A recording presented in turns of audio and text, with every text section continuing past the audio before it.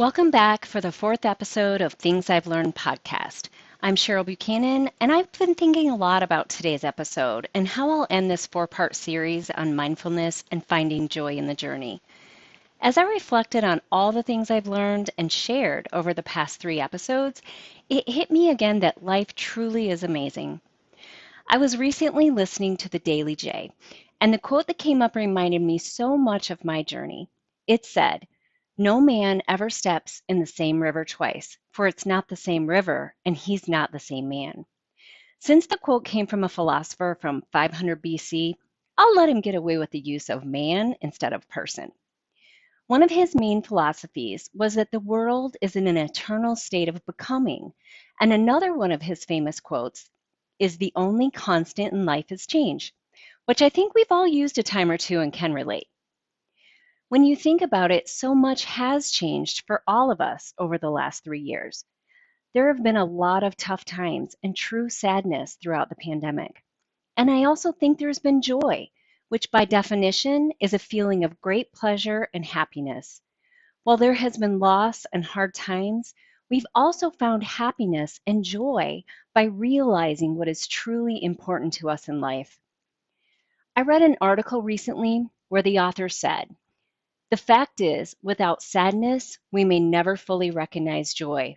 Without darkness, we may never appreciate light. And with hardship, we can rise above." Looking back now, I understand how the pandemic and many other situations in my life helped shape me into who I am today and who I will be in the future by rising above. I've talked a lot about how mindfulness impacts all areas of my life. When you think about the most important relationships in your life, who do you usually think of? I think of my parents, my siblings, my partner, my friends. Until I started this journey, there was one person I never included in that list, and it was the most important person of all. It was me. I never thought about how important having a relationship with myself was and how that relationship has the greatest impact on my life. You see, from a very young age, I was made fun of and bullied for my weight. I remember a very painful situation when we were kids at a campground. I was maybe 4 or 5, playing with my sister and our friend. An older girl made a comment that I still remember to this day about how I looked. I realize now that moment and many others while I was growing up had a big impact on how I felt about myself and my worthiness. I think that was a big reason I became a controller and a perfectionist. I couldn't control what other people would think or say, but I would control everything else that I possibly could. So part of my joy has been building the relationship with myself. Remember how we learned the think, feel, do cycle? The thoughts I have drive how I feel, and how I feel drives my actions.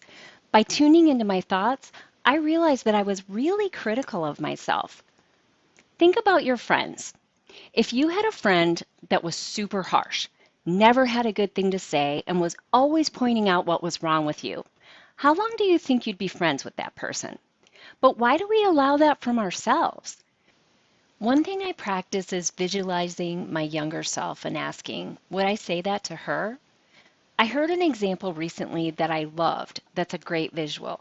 Picture nesting dolls. One doll fits inside another, which fits inside another, and so on.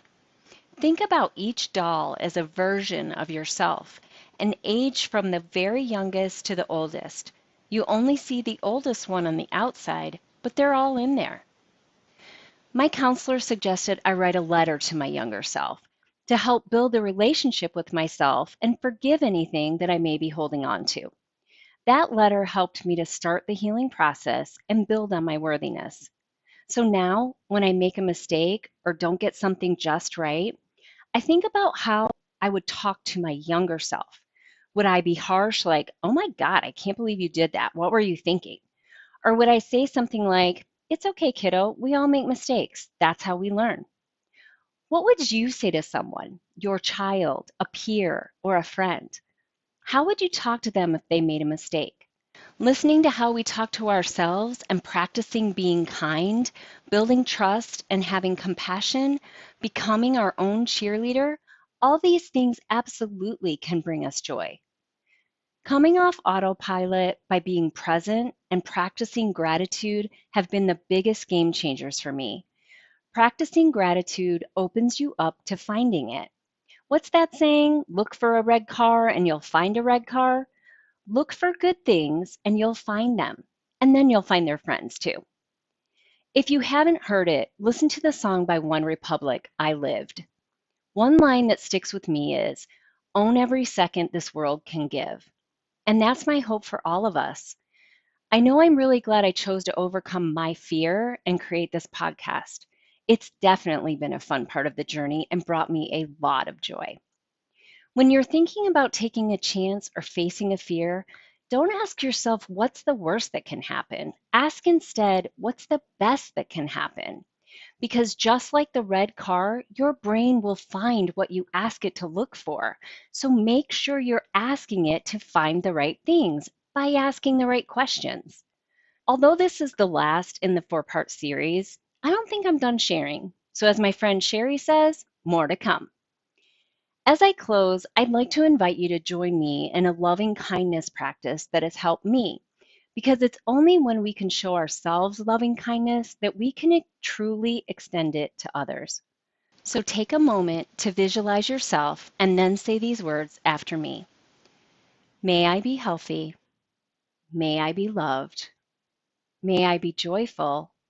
May I be filled with peace. My hope is that you found something in these four podcasts that you can practice that will help you find joy in your journey. Subscribe to the YouTube channel Cheryl's Champions and stay tuned for what's next. That's all for now. Thanks for listening.